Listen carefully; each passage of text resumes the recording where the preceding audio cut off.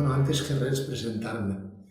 Ella és Encarna, jo sóc Alfredo, i voldríem dir-vos que tenim una situació en Alcúdia prou dolenta. Tenim famílies que estan passant una mala situació i voldríem demanar-vos la implicació de tots els alcudians, perquè possiblement amb la col·laboració de vosaltres puguem eixir d'este batxe i solventar algunes famílies d'una situació molt dolenta.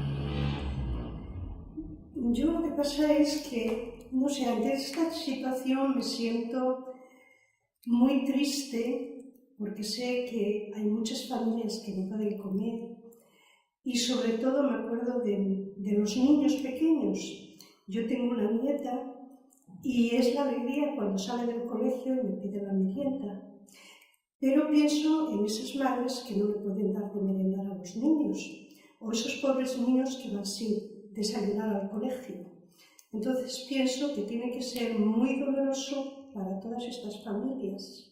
Altra volta vos torne a demanar que col·laboreu amb este projecte del Banc d'Aliments, que cada un en la seva medida, el que puga poc, que aporte poc, i el que puga un poc més, que ho faça, però sobretot en ànim d'ajudar a aquestes persones que tenen ja tan poquet i es queda tan poc, que no es queda ja ni l'ànim de demanar.